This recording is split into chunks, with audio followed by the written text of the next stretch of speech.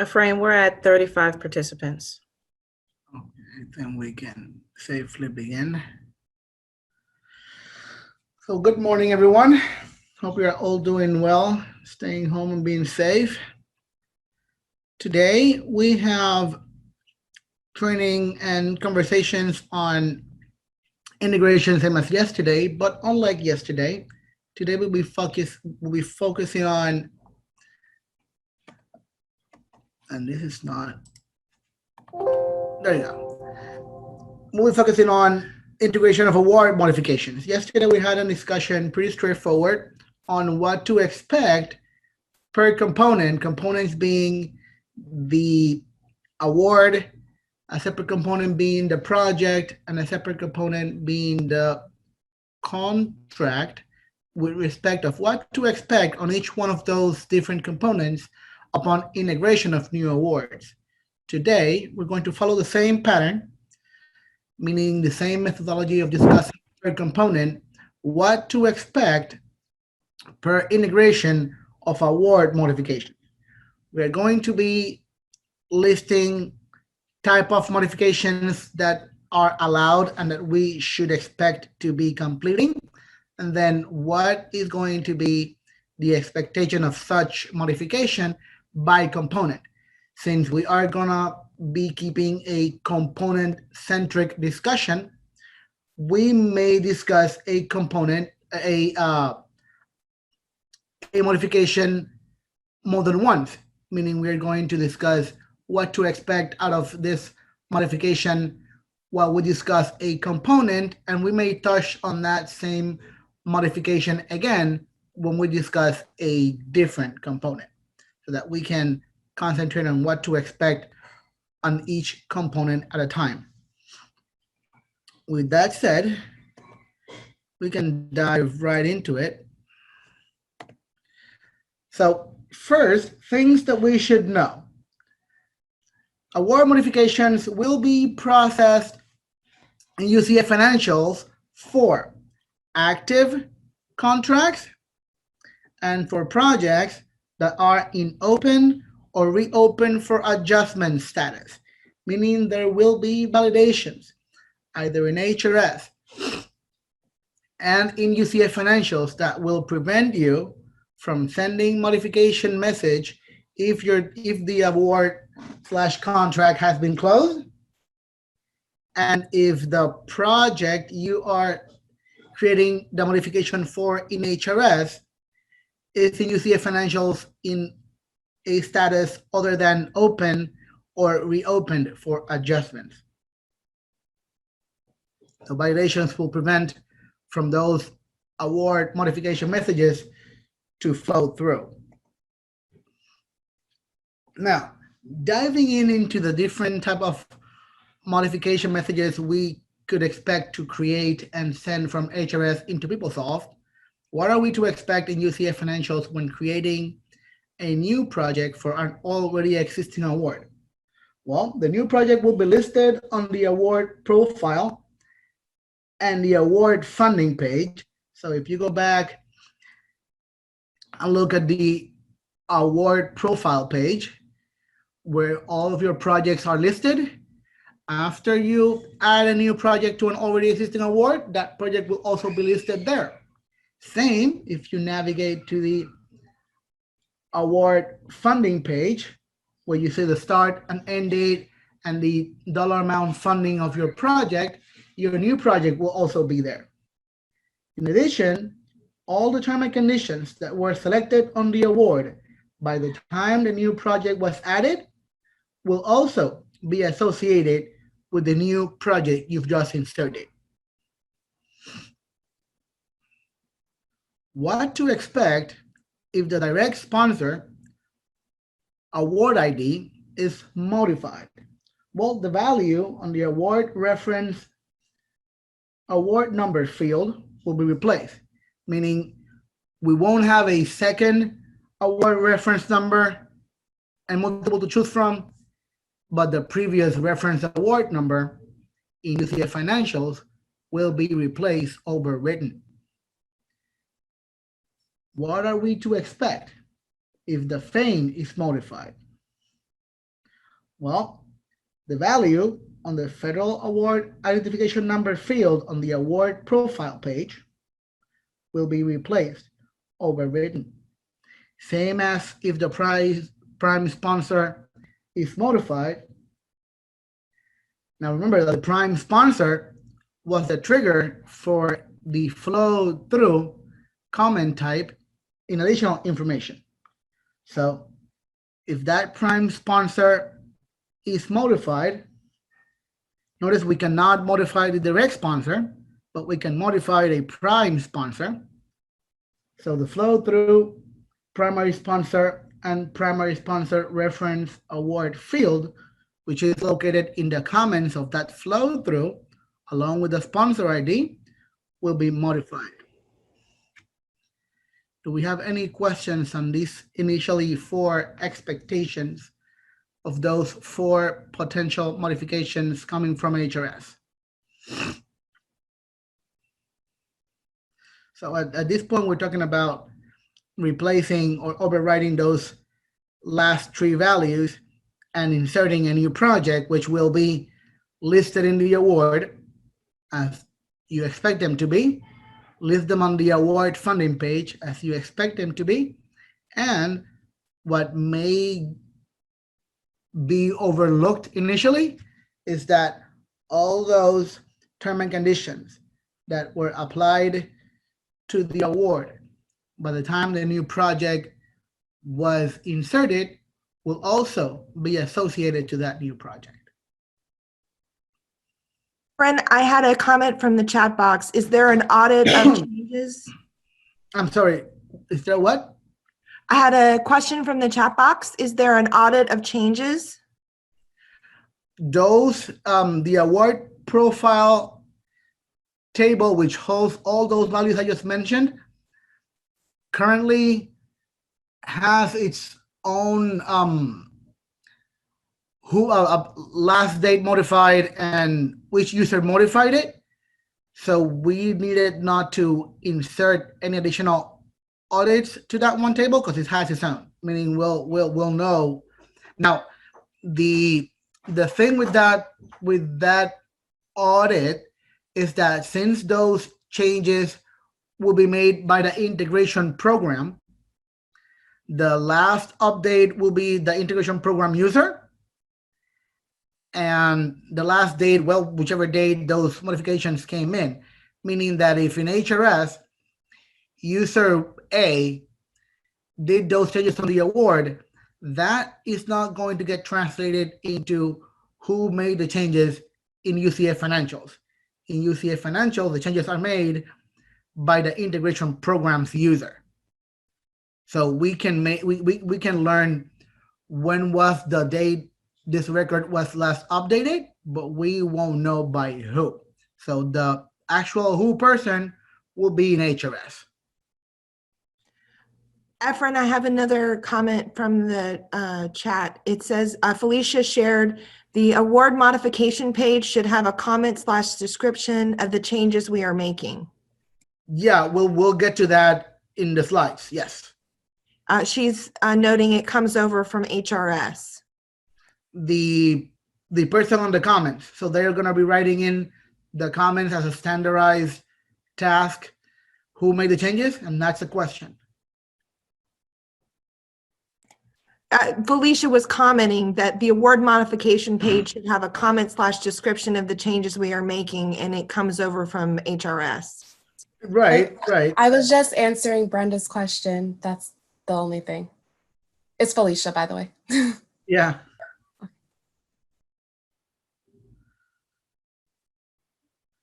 Okay, any other questions on these first 4 expectations on award changes?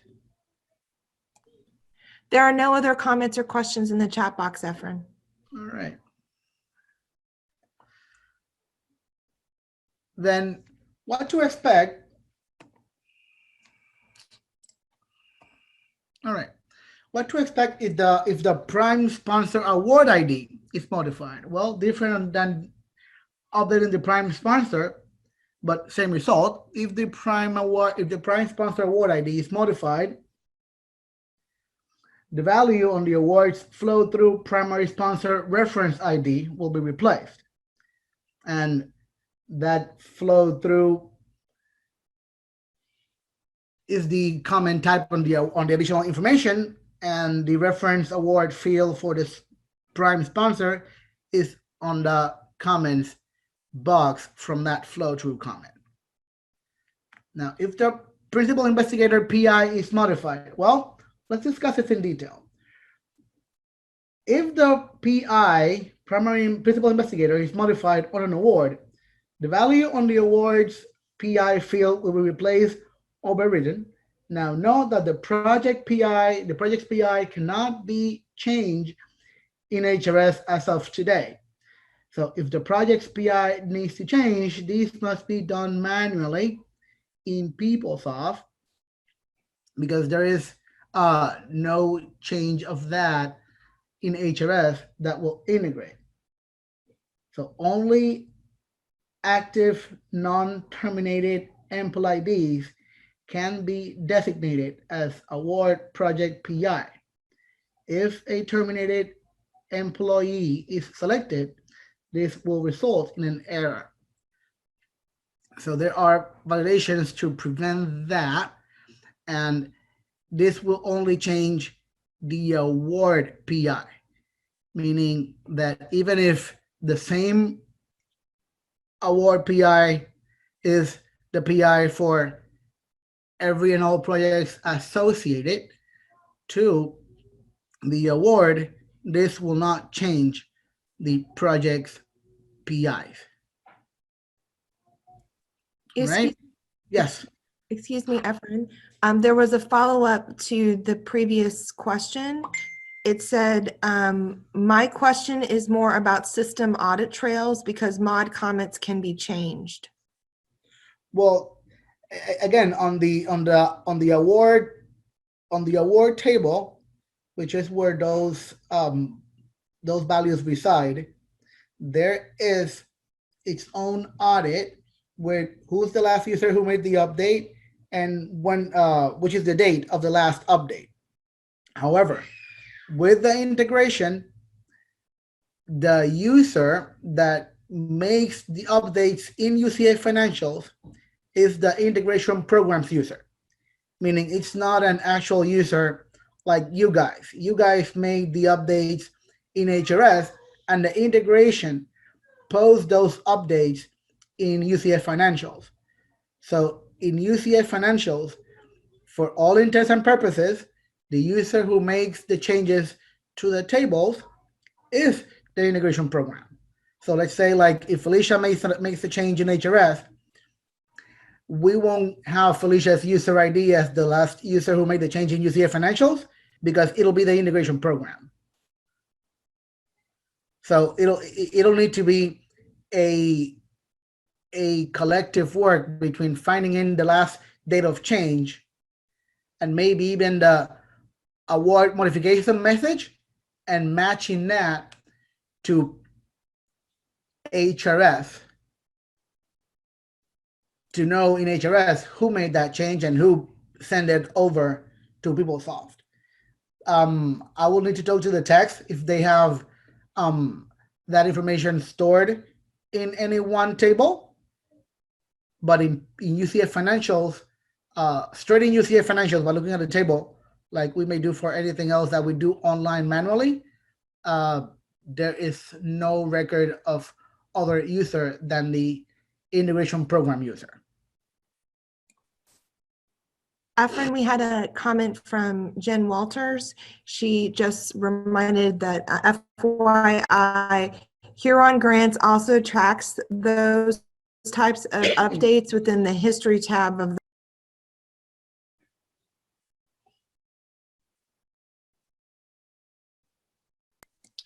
and that was all for additional comments. Okay. So yeah, it'll have to be a collective work between HRS audit tables and PeopleSoft audit tables to get a complete readout. I can add the text to see if that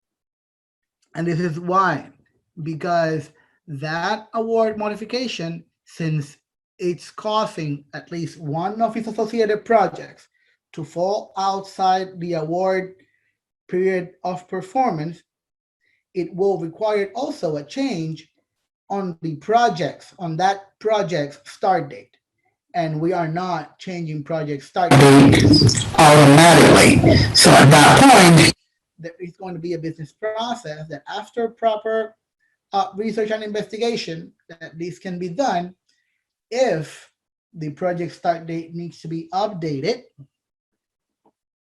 because of that award start date that needs to change and be pushed in after the original value, then that needs to be a manual process, both in HRS to your grid administrators and in PeopleSoft. Questions up to that point with pushing in the award start date?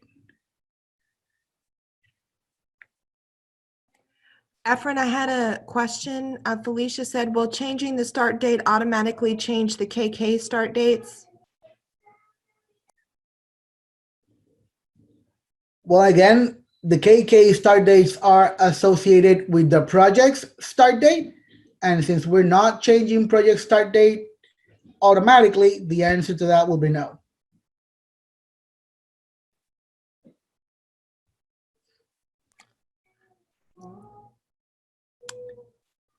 All right, there are no additional comments or questions in the chat box.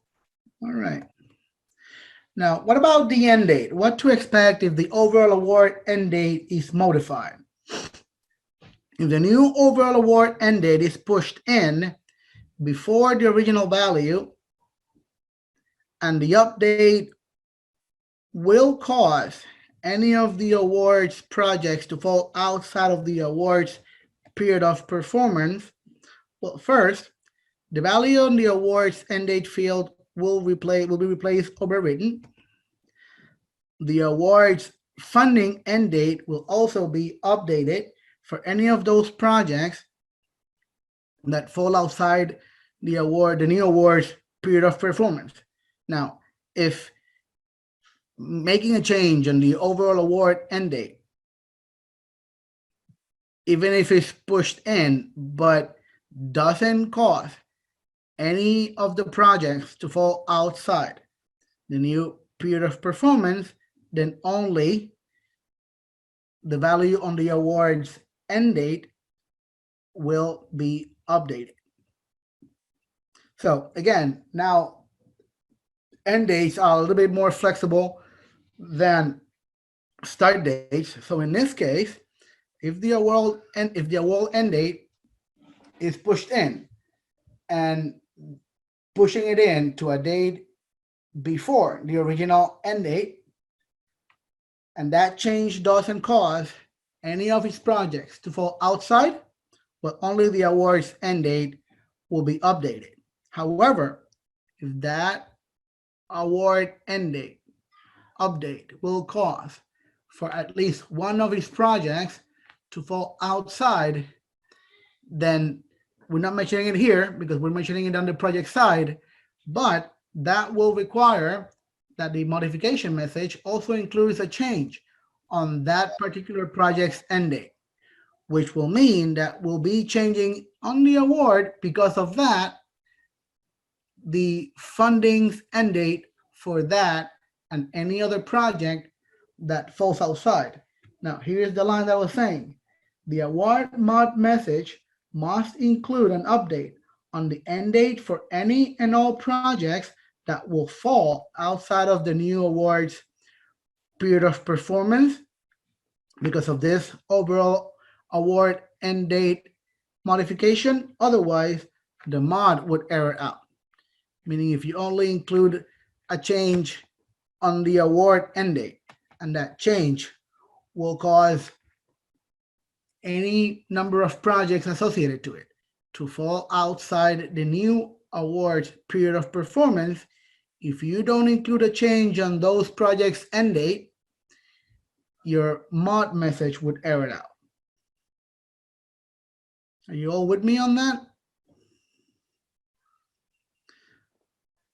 Now, what if the new overall award end date is pushed out after the original value?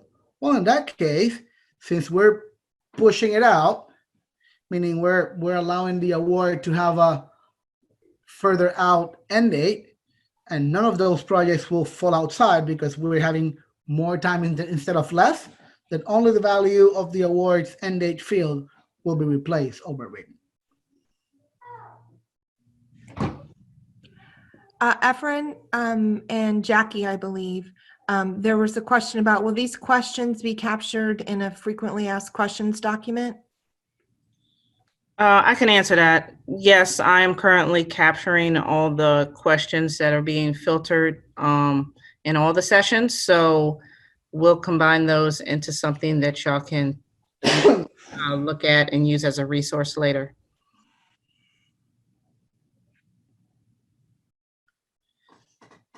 He said, great, thank you. Everyone's asking really good questions. Yes, thank you very much. Those are good clarification points.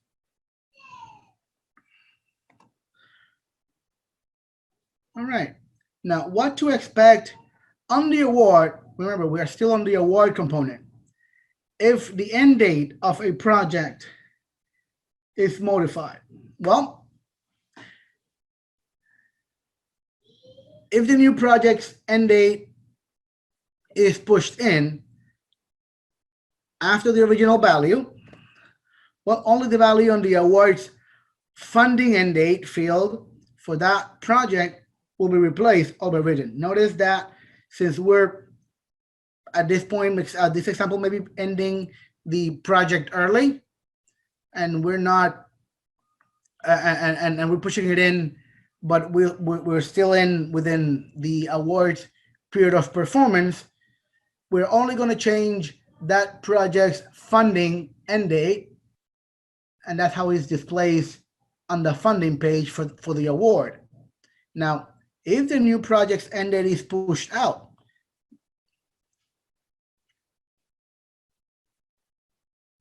before the original value, and the update will cause the project to fall outside of the awards period of performance, then the award end date must change. And this is the same, the same line I said earlier, because of the awards end date to the project, but now I'm saying it because of the project's end date to the award. Now, only if the award mod message includes an update on the award's overall end date and the end date for that project that would fall outside the new award's period of performance, will the mod message go through. Meaning, if you are extending a project and that project extension falls outside the current award's period of performance, your award modification message must necessarily include also a change to the award's end date. Otherwise, your award modification message will error it out.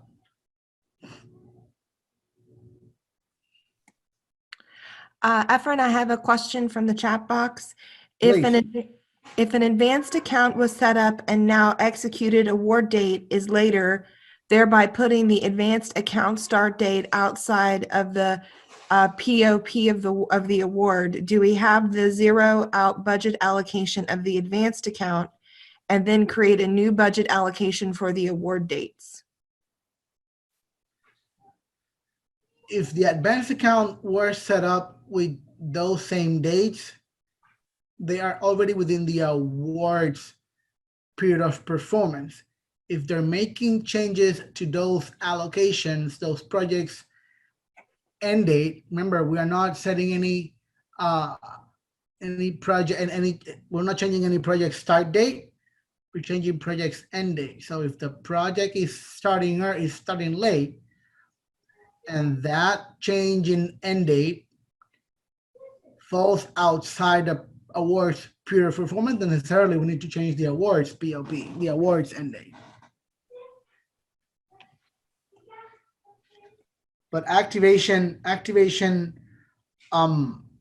budget allocations if they were set as advanced accounts initially, since if we're not changing those dates, they should already be within the awards period of performance, so no date changes should be necessary. Does that answer the question, or did I just spoke my way into a circle?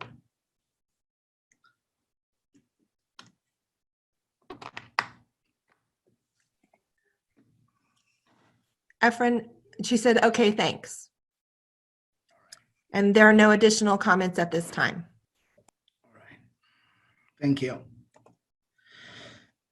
Now,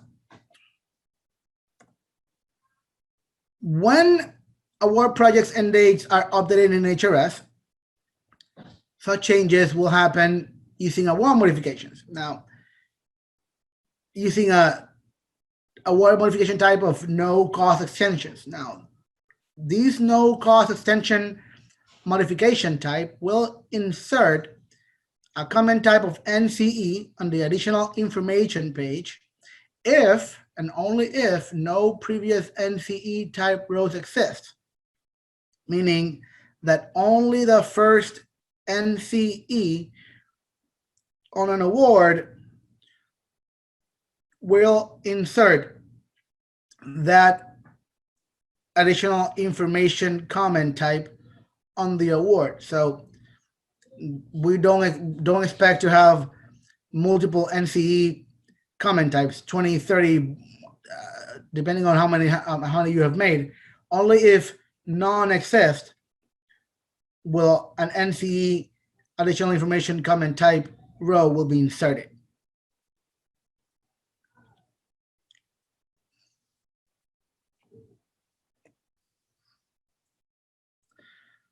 Moving on.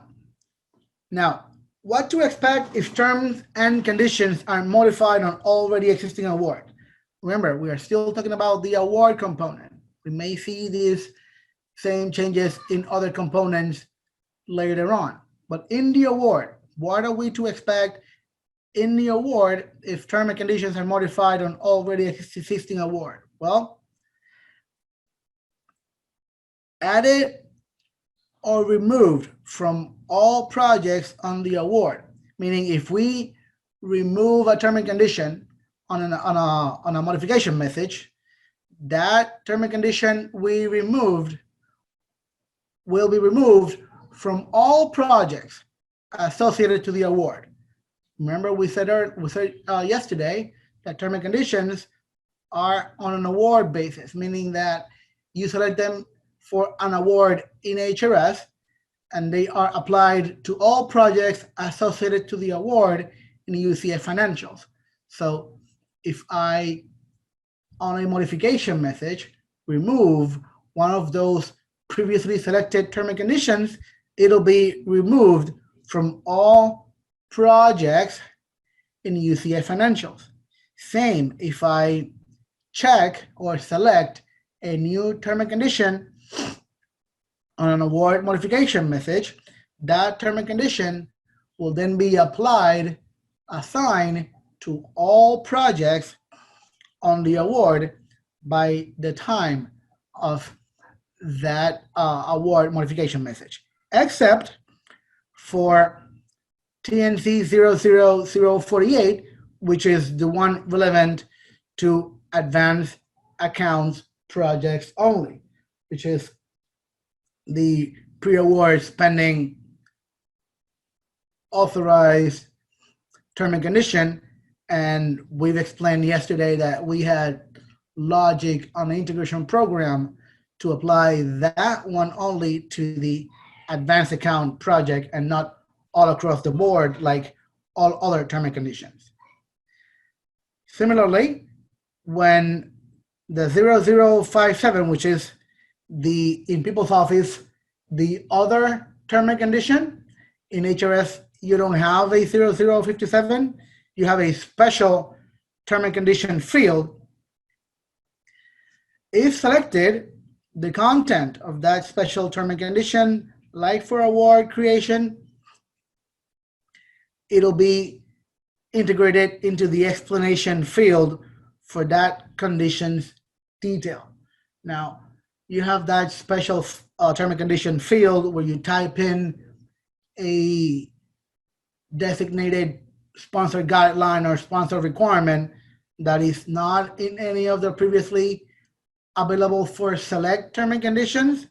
Well, typing and using that field will integrate into having for all projects and other term and condition in UCF financials, and the text that you type on that special term and condition field will integrate into the explanation field of that 00057 sponsor guideline in UCF financials.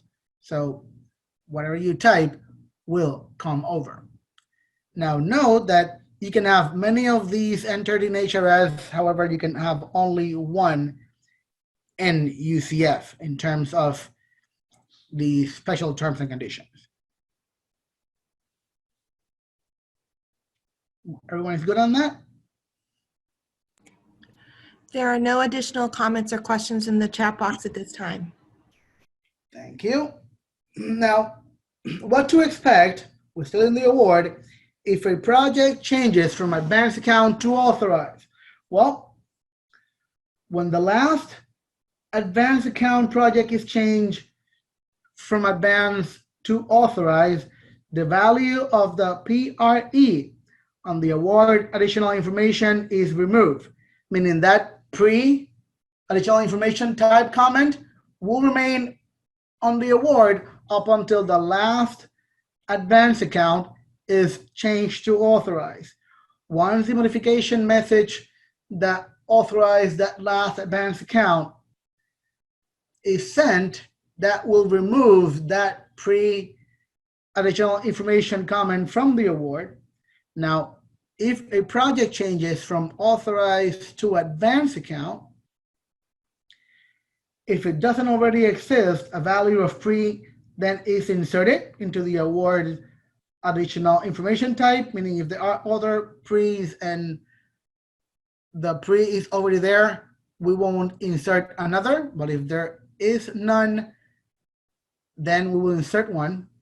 And if the term and condition that corresponds to those, that 00048, is selected, this will then be removed from all projects, added to the correct project that has an allocation denoted as advanced account. So it also flagged the correct project that is the one designated on the award modification message as being advanced account, and it will then flag or select the pre-award spending authorized term and condition to that project.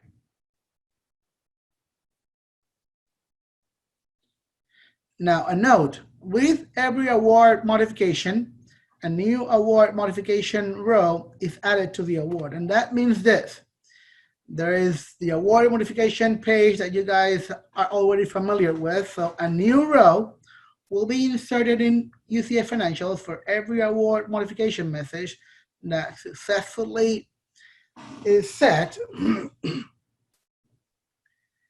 Now, the important thing in here is that you see that comments hyperlink to the right of the amount field. That comment will look like this, meaning it will translate what you enter into the description of changes in HRS, so that in UCF financials, we can have the description and full explanation of what sort of changes or updates were integrated from HRS into this specific award message. So that's why it's important that even though it is not a required field in HRS that will cause your modification message to error out if it's left blank, it is a very important field for us in UCF financials because it'll detail to anyone validating, to anyone following through, and even to yourself as a reminder of what was actually completed in terms of updates on this specific modification message. Do we have any questions on that award modification or anything else that we've mentioned we are to expect in terms of the award once any of those changes is integrated into UCA financials?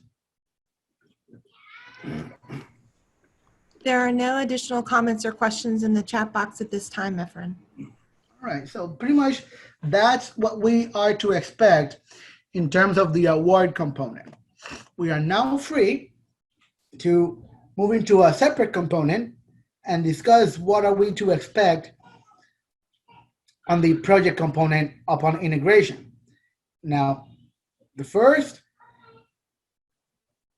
update we discussed in the awards on the award side was what to expect when creating a new project. So let's discuss that on the project side. So what are we to expect when creating a new project for an already existing award?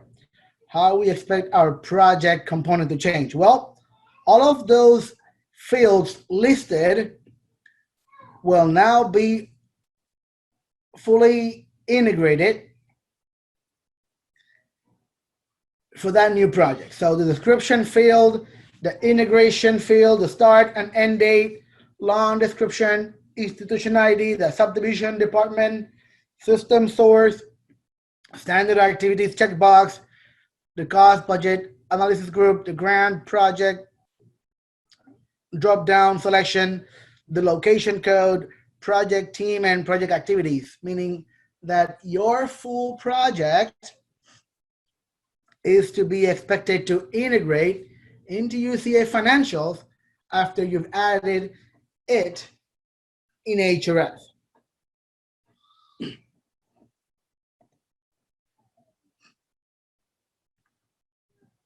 Now, when creating a new project for an already existing award, also your FA rate status, which is going to be always ready, never on hold, except for advanced accounts and management fee projects, should also integrate. The facilities and admin rate, like we saw yesterday for all that F&A data, will also integrate. Your institution FA base, effective date, and F&A rate percentage will also integrate. And the funded for each one project, the F&A and the effective date and FA rate percentage will also integrate. So if you're creating new projects for already existing award, all that F&A setup that you do manually today, you won't need to do anymore. It will integrate fully into your new project.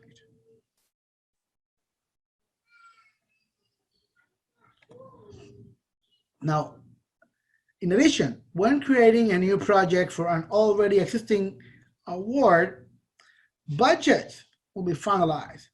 Now, like we said yesterday, patient care budget item rows will integrate if there are for a dollar amount other than zero. If there are to be zero, remember you are to select the patient care not allowed term and condition and move forward. Notice that if an award on an amount other than zero is entered for a patient care budget item row, the PC wrapper will run twice, but it will fail. And we said this yesterday because of the lack of a default account code as of today for the patient care budget category. $0 rows will integrate on new projects being created, except if a not allowed term and condition is selected for a budget category. So same as we discussed yesterday. If on a new project, I want those 0 budget rows to integrate, I must do nothing. But if I don't want any of the 0 budget rows to integrate into UCA financials, I must select the expenditure not allowed term and condition for that particular budget category. That will prevent its default $0 budget row to integrate into UCA financials. Same as we discussed yesterday, if a restriction term and condition is selected for a budget category, and here is the thing now, either selected on the same mod. Now, on new projects, that applies same as we discussed yesterday, meaning that if we select a restriction term and condition for a new budget row coming in with the new project, that will set that budget category to control. And as we said yesterday, remember that the control is for a chart field string. So it will also control all budget categories that share the same budgetary account rollup. If we're clear there, let me explain this now. If we are creating on an award mod, I think there was a question about this yesterday. If we deselect a restriction term and condition, let's say upon award creation, we set a restriction on travel for $10,000, right? That meant that upon award creation, that budget category got control for $10,000, which means I will be prevented from overspending more than $10,000. Now, let's say that later I send a mod to remove that control, meaning I send an award mod in HRS where I deselect that restriction term and condition for travel. Well, that won't remove that control in UCA financials. That control for travel will need to be removed manually. You all with me on that? Now, if I, instead of just removing that control, let's say I need to add additional funding to travel. Now, if I include a new travel row because I am either removing funding from travel or adding funding from travel, and on that same modification message, I deselect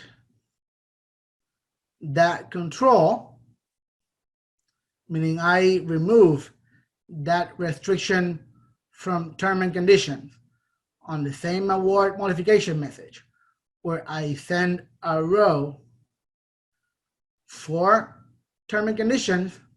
Oh, well, then I remove the control. Well, again, no, because the already finalized row in PeopleSoft has the control. And we are not, meaning that integration program is not updating previously finalized rows.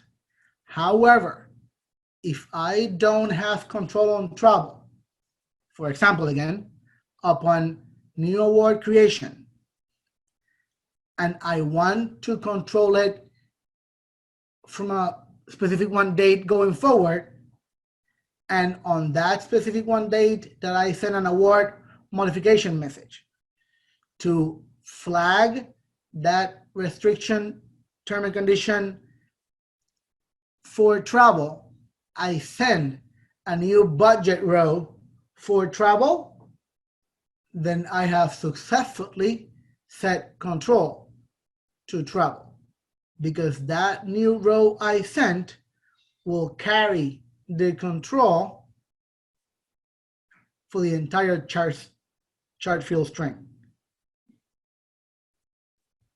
Does that example explanation make sense to you all?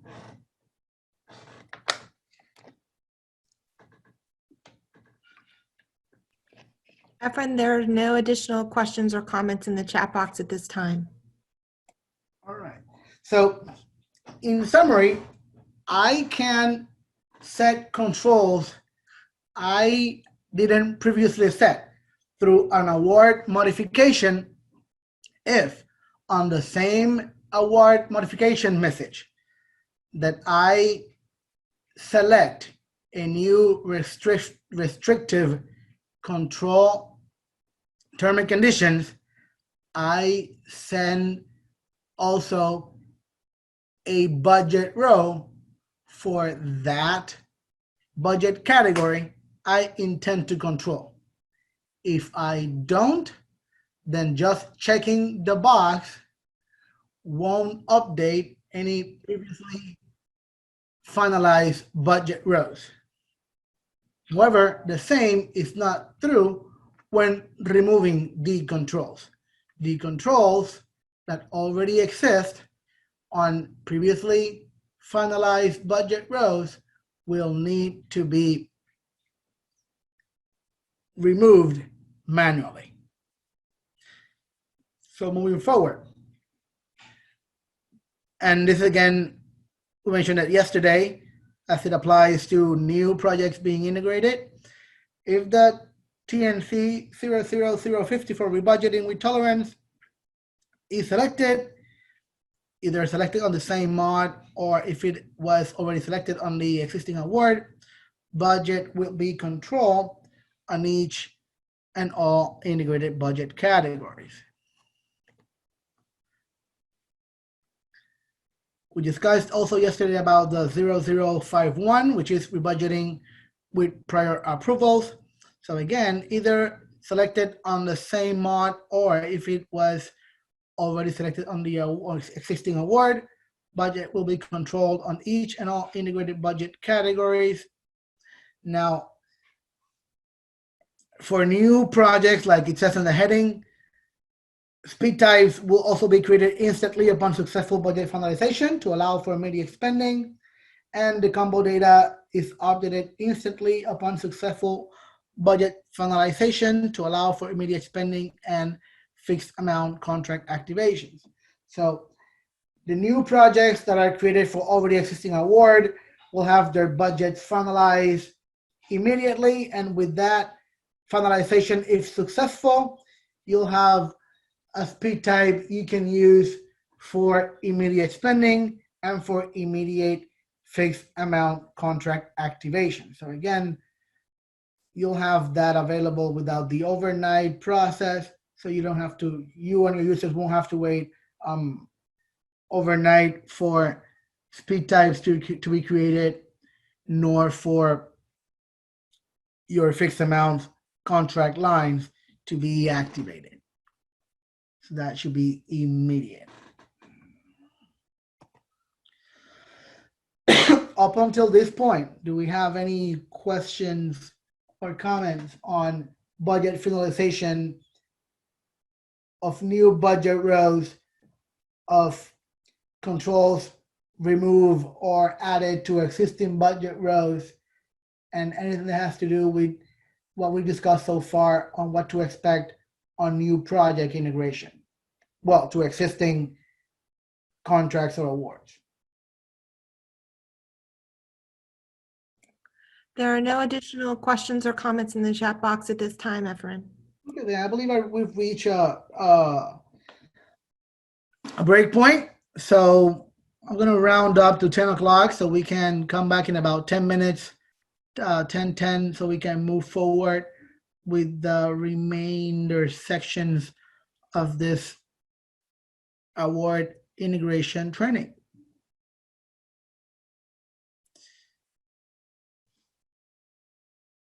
So I'll stop talking for now and we can regroup in about 10 minutes. All right.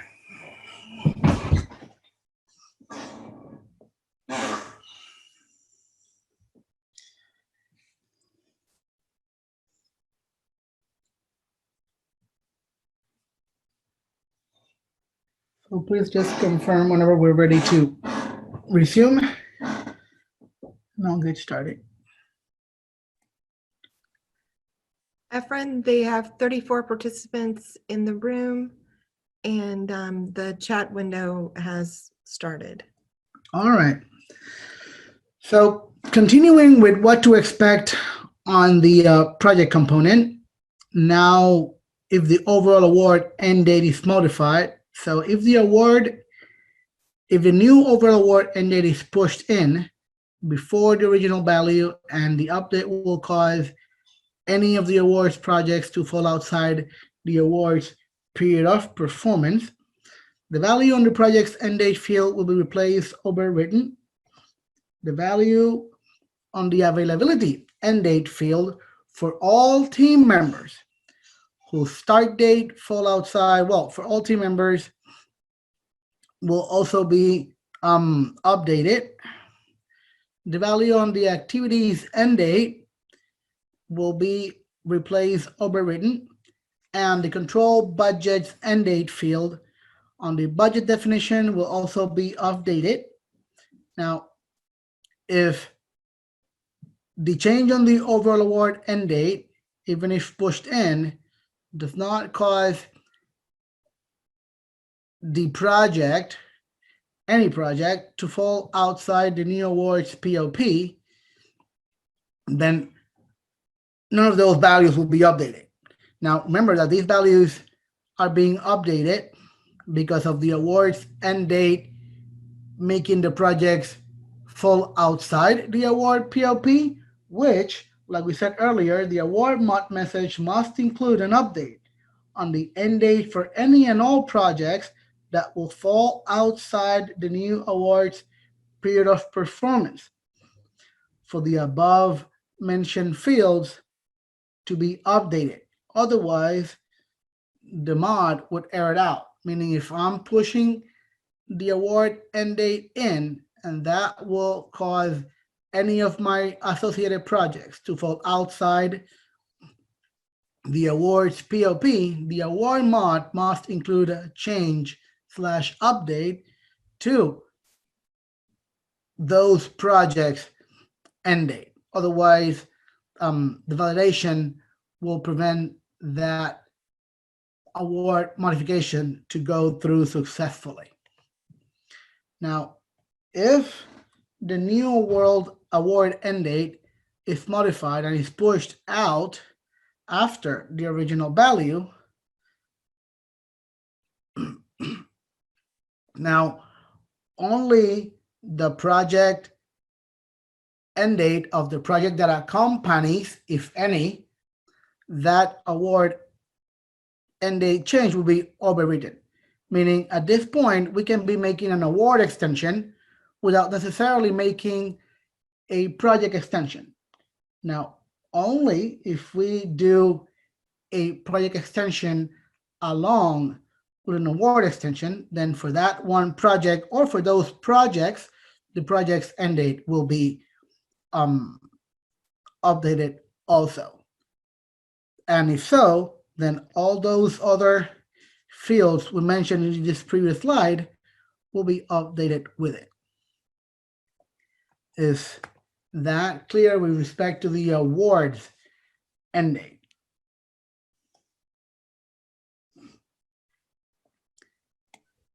Efren, there are no additional questions or comments in the chat window at this time. Excellent, thank you. Now, like we mentioned earlier, and I believe we mentioned this initially yesterday, and we reinforced this now, the start date on a project can no longer be modified. And by modified, I mean can no longer be modified automatically through integration. Now, we mentioned earlier this morning what will be the needs of updating project start date and how will those involve grid. And we even got clarification from on that. So that is what this means. It means that no project start date will be automatically modified, but if the need to do so arise, then you know the business process that involves grid to make those changes in HRS and making them those changes manually in PeopleSoft. But don't expect a project start date to be updated automatically through integration. With that said, if the project end date is modified, well, if the project end date is modified, and same as we mentioned earlier, if it required modification because of an award end date being pushed in, forcing projects to also update their end date because they would fall outside the period of performance. So just in the case of updating or changing a project's end date, well, the value on the project's end date field will be replaced overridden. The value on the availability end date field will be updated.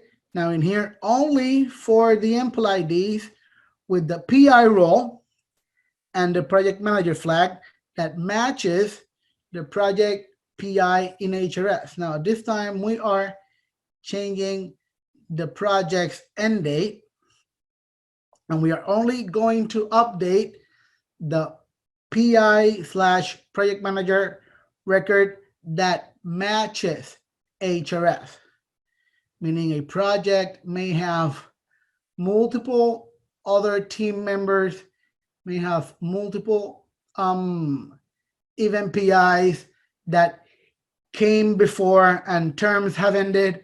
Well, those terms that ended won't be matching who is the current PI that ends on the end date of the project. So only that one PI/project manager that matches the project PI in HRS will have its record updated, meaning its end date extended. So there is no risk of having already ended PI terms being accidentally extended because of a project's date extension. So there is already logic to prevent that. So only that one PI that matches the PI in HRS will have its end date or its term extended. The value of the activity end date will be replaced or extended, meaning it replaced overridden. The control budget end date on the budget definition will also be updated. So those changes that you made manually now or have to request FSS to update the budget because of a project extension, you won't have to do anymore. Those will seamlessly update the budget definition so that you can also be allowed to spend further. Now, rest assured, initially upon award creation, there is setup logic so that the end date in commitment control extends, I believe it's 90 days past the project's end date. Well, that same logic exists for these project modifications that will extend the end date. So the commitment control end date won't be just simply extended up until the project's end date. The logic remains for award mods. So your project's end date will be extended in commitment control to 90 days past that project's end date. So that logic that adds 90 days in commitment control upon new project setup will remain if the project's end date is extended on a modification. Are we all clear on that? How project end dates? Efren, there are no additional questions or comments in the chat box at this time. Awesome. Moving forward, and we mentioned this earlier on, but because of a question, but here are then the clarifications. So notice that if a previous selected not allowed term and condition is deselected on an award mod, that won't mean that $0 budget rows will be automatically sent. So let's explain this. Let's say that on this one particular project, upon new project creation, I selected no travel allowed. And on the first award modification, I removed that not travel allowed term and condition for that project. Well, that doesn't mean that automatically a $0 budget row for travel is going to be integrated and finalized into my project's budget in UCF financials. So don't expect that. That's not going to happen. If I remove that not allowed term and condition, it just is being removed. So the term and condition will be removed on the award for all projects, but that don't mean that a $0 budget row that didn't integrate upon initial award setup will now integrate because of me removing that term and condition. No, if I want that $0 budget row, I need to go ahead and create that $0 budget row manually in PeopleSoft. However, if I remove that term and condition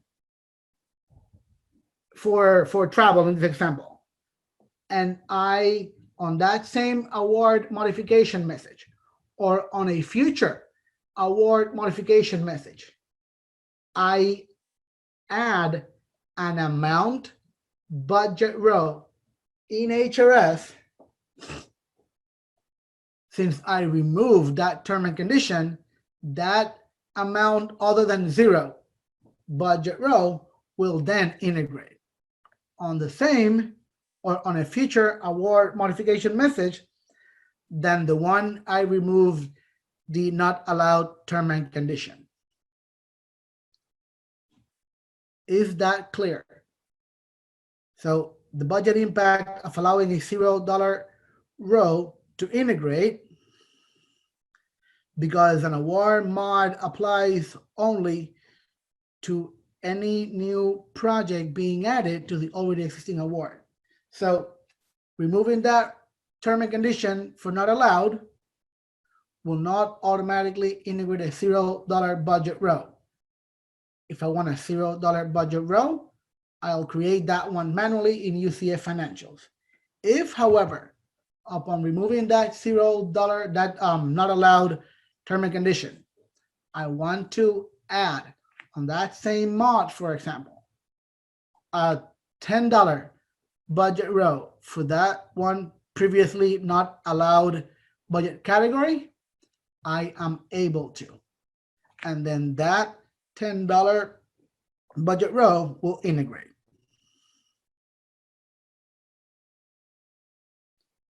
Clear on that? Efren, there are no additional questions or comments in the chat window at this time. Great.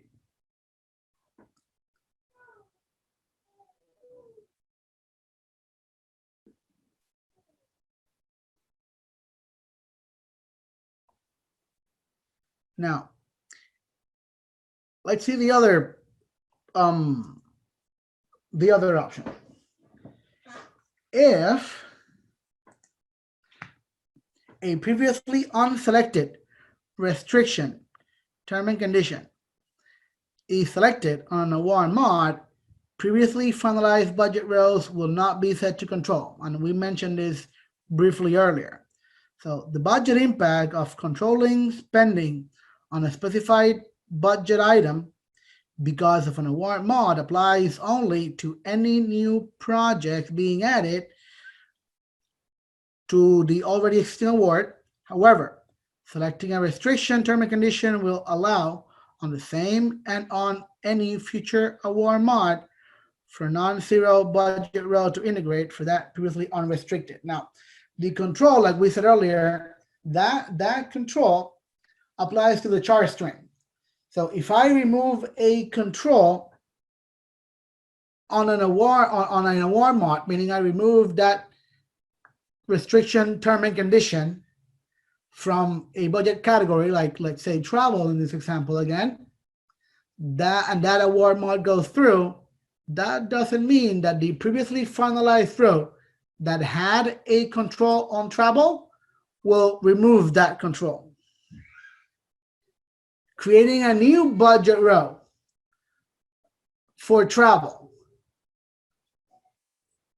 removing or increasing funds for travel on the same award mod, which I remove the control restriction, won't remove the control in UCF financials.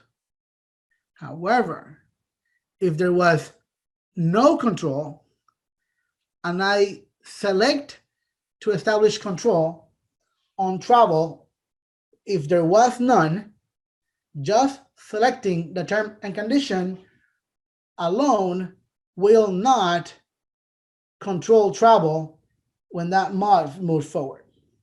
I have to select the previously unselected control and include a dollar budget row for travel so that the chart field string now has control. Otherwise, if I'm not to insert an additional budget row for travel on the same or future modification message where the previously unselected control is now being set, the control will have to be set manually.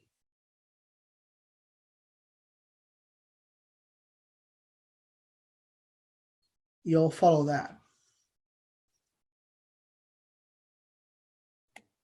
There are no additional questions or comments in the chat window at this time, Efren. All right.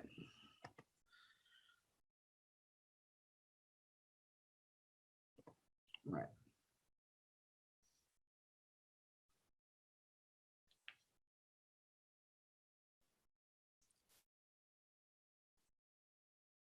Now, this is where I'm, yeah, okay.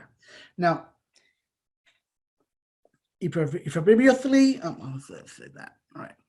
Now, if a previously unselected, not allowed term and condition on an award mod, previously selected $0 budget rows would not be reversed. Now, this is if I previously allowed a $0 budget row to move forward, meaning, oh, I said I can spend on travel, so I did not selected the travel not allowed TNC. But later I'm told I cannot spend on travel. Well, selecting that not allowed TNC, that term and condition, will not reverse that already existing $0 budget row for travel.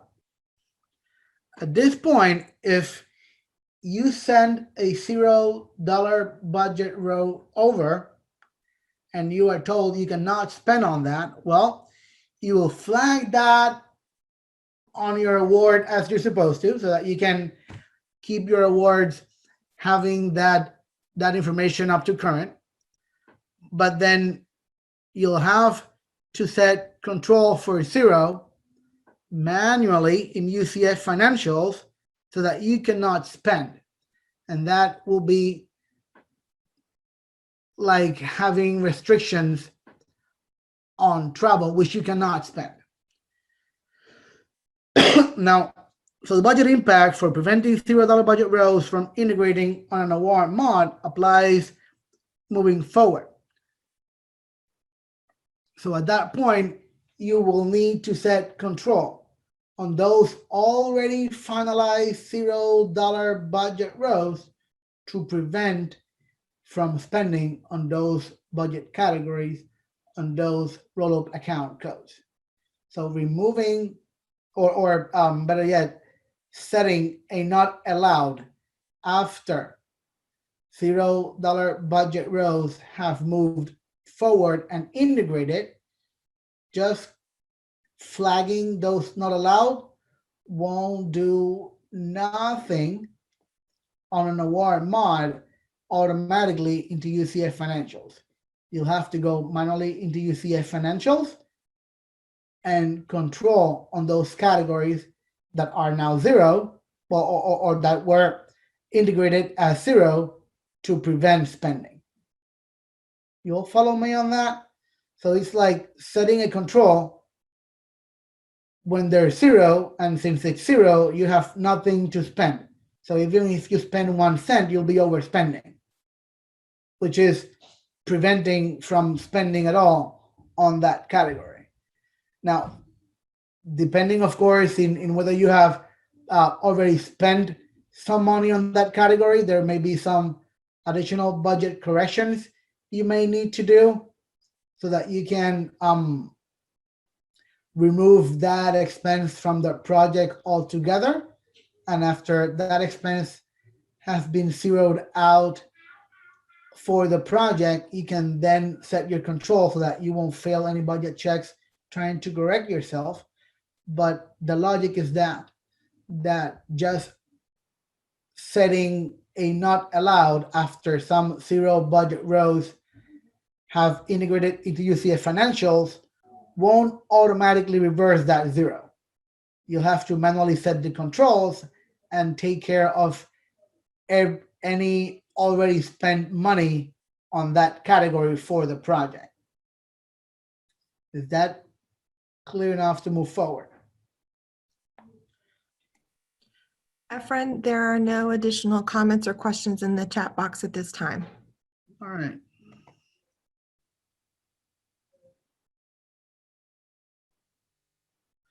All right, so still on the project component, what to expect if a project changes from a balance account to authorized? Well, if it was previously an advanced account and now it's an authorized project, on the project side, we can expect for the FNA raise status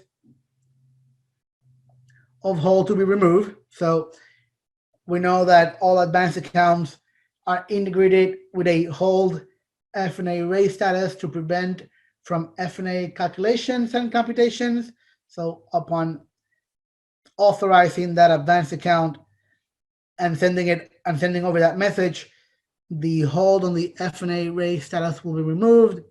If a project changes from authorized to advanced account, the FA rate status, if the FA rate status is ready, the FA rate will be placed on hold, meaning if it's in progress, because some FNA has already been calculated and accounted for that one project, I am not setting it on hold, meaning the integration program is going to respect the in progress and it won't place it on hold. Only if it was in ready status, which means no FNA has yet been calculated on it, then it'll place it on hold.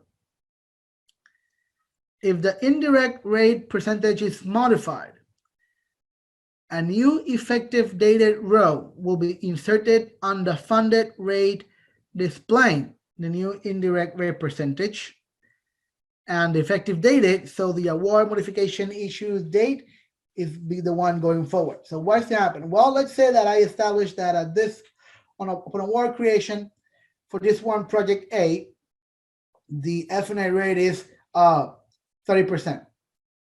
Upon potentially negotiations that happen later on a specific date, the new F&A rate for this one project is to be 35%.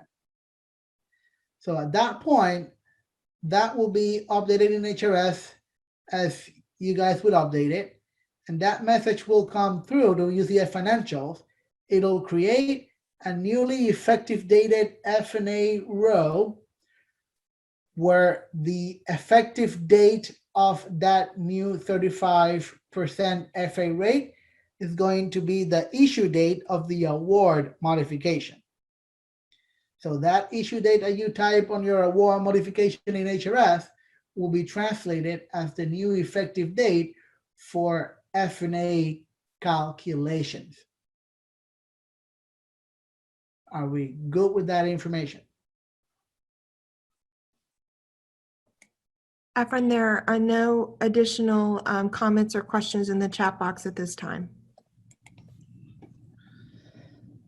So what tasks are to be completed manually? So what tasks are, what objects, what is not integrated upon award modifications? Well, on new projects inserted for existing awards, the project type is still an action item for us to do manually, meaning that everything we pointed out on that first slide for projects, all those fields are integrating, but the project type is the one that I still have to enter manually upon new project created for already existing awards. So same as when the project is of brand new creation on a brand new award, project type is a manual action item, same as when new projects are inserted or created for already existing awards. Any other questions with the project component and those multiple potential type of mods or updates to components on the project? Are we good on those? Efren, there are no additional comments or questions in the chat box at this time. All right, thank you very much, Melinda. So let's then move to a different component, which is the contract component.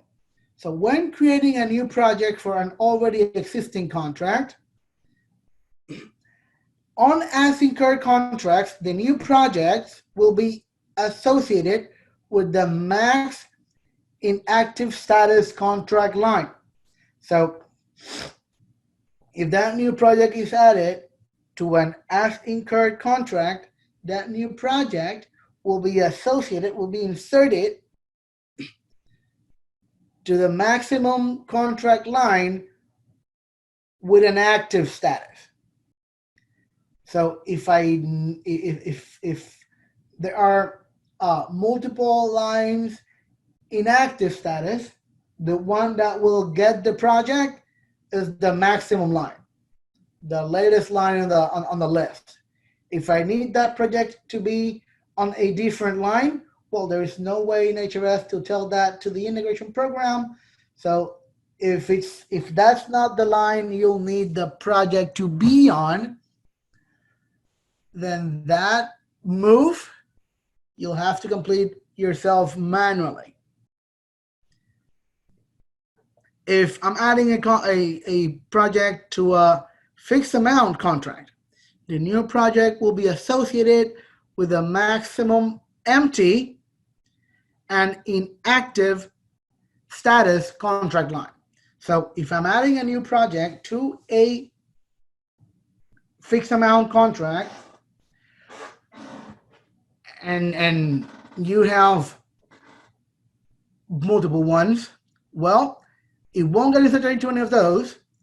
You need to have not only an active contract line, but you need an empty active contract line to hold that new project, because we all know that fixed amount contracts only hold one project per line.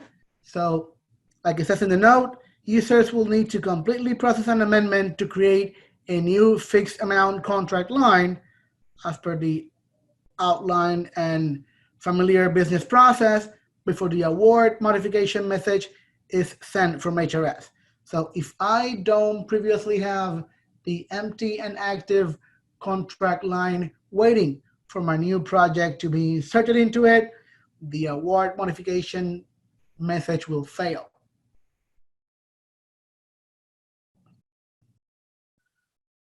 We're clear on that? That makes sense? Efren, there are no additional comments or questions in the chat window at this time. Thank you. Now, if we're talking about a time and materials contract, the new project will be associated with the maximum inactive status time material contract line. So again, that split to have the project be on a as incurred calculation row or in its own fixed amount line for properly for properly managing that time and materials contract, that will need to happen manually. The integration program will drop the new project on the max active status time material contract line. It won't do anything related to a split.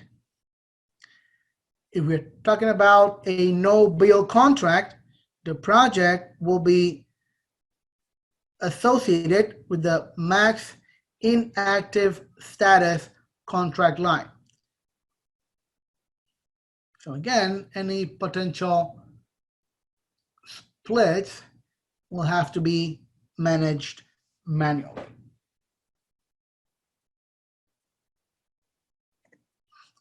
Now, what to expect on the contract if the overall award date is modified?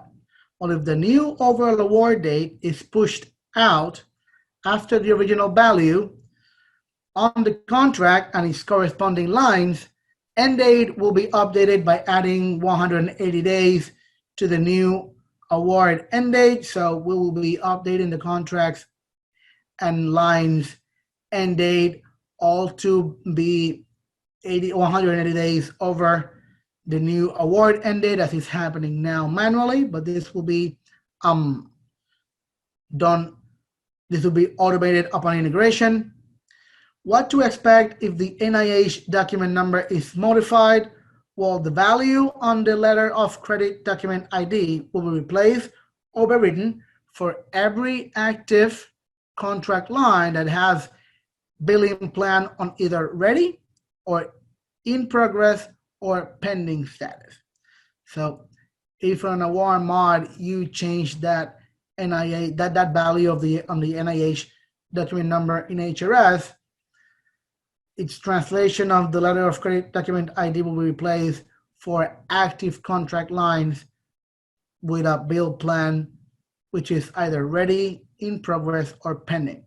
Completed bill plans won't be updated.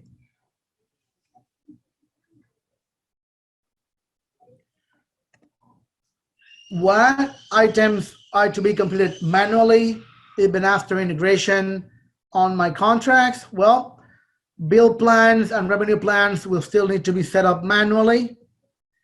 Accounting distributions for fixed amount contract lines will still need to be set up manually. Of course, it'll be a bit faster because you won't have to wait overnight process for the speed type and combo edit to be generated on new projects. And any contract line splits, either because they need to be billed separately or because there are time and materials and I need to have a part on an as incurred and a part on the fixed amount, all those splits will also need to be handled manually. So the integration won't be handling those. Efren, there are some questions. Please. So we will always have to manually complete the contract section in PeopleSoft before we activate / approve any HRS entry, correct? Is the Yeah. first question. So I'll let you respond to that and then answer, and then I'll do the next question. Yes, all those contract activations, all those amendment processings will need to be completed manually. All those amendments for amount allocations will need to be completed manually as well. Yes. The next question is, what about when the LOC doc IDs change from one project to the next? Should they be on a new contract line?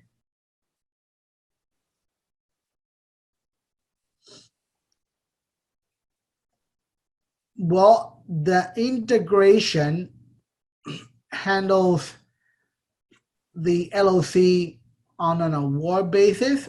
So if between projects, it needs to be different, there is no way in HRS to differentiate LOC number between contract lines. So if there are some projects on one line and some projects on another, and the LOC doc ID changes on just one line, the HRS has no way to differentiate that. So the HRS will make that change, like it said previously, on all active contract line with bill plans either ready, in progress, or pending. So if they need to be separately, how will you have those different ones first in HRS will be my question. Can the HRS handle two different doc IDs for different projects? Or is it also an award level setup in HRS? And that was the question. The question was, what about the LOC docs IDs change? Right. And my question back is on it, as far as I understand in HRS, that NIH document ID is at the award level. So there is no way that the HRS identifies if it applies to one project in one line and to a different project on another line. So the integration will apply that change to all projects that are on active contract lines that have their bill plans be either ready, in progress, or pending. So if the NIH doc ID needs to be different for different contract lines, that update needs to be made manually. But my question back is that supported in HRS in any way? Because my understanding is that is an award level field. Ephraim, hi, this is Will. Yes, it's at the award level. So how would it support, or will there need to be to support multiple NIH per project, at least since it's as an award level, in HRS, we will receive it also as a counterpart award level. So we'll have, through integration, the same NIH doc ID for all projects that are in lines that fit that criteria below. So if it needs to be different per contract line, those updates will need to be completed manually. Friend, there was an additional question. Will we get a notice when the line is completed? A notice in HRS? She doesn't indicate where exactly. Because in PeopleSoft, the contracts, each line has a status for not only for the line, but for bill plan and revenue plan. So querying or looking at the lines on the contract will answer that question. She was indicating from the CA bill plan in reference to whether there's notice that the line is completed. In terms of notifications? Yes. Will we get a notice that the line is completed? And she said in the CA bill plan. if you get notifications now, which I'm not aware that we have any auto notifications set up on contract pieces, then if you get them now, that's not changing. But I'm not aware that we have inserted any auto notifications with Grand Slide or with HRS PeopleSoft integration. So if you're not getting any notifications now, I don't see you getting any in the future. We have about 2 or 3 that we've updated, but other than that, we haven't created new ones from an HRS perspective. Right, but in terms of PeopleSoft, I am not aware that we had any auto notifications in place. If you had them before, we're not taking those away. If you didn't have them, I don't recall us setting any new ones. So that's something that we can still make sure that you have the information through queries if you have in the past, but auto notifications, not aware we've set up any. Actually, we didn't set up any with Grand Slide that I can recall that had to do with completed bill plans on contract lines. Efren, Felicia noted that she's responded to Esther saying, I think the answer is no in reference to Right. the notification. That was not one of the notices received prior to integration. And Libby shared that we don't have any notifications in PeopleSoft. In reference to the question about the LOC doc IDs, Nicole indicated it is a very rare case. All right. Well, thank you all for the feedback and further clarification. Really does help. Esther also said, so, okay, we will still need to go check the contract lines bill plan status before processing the mod, and said thank you. All right.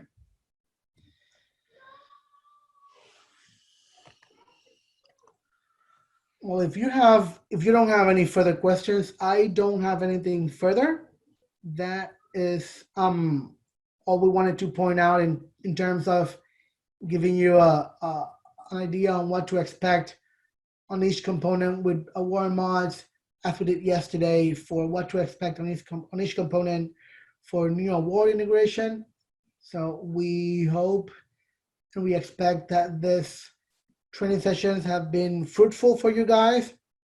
Now, of course, we're always available for new questions and we'll be available for additional support as we need it going forward.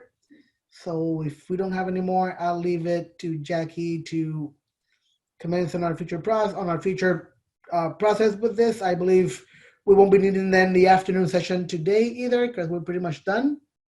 Correct.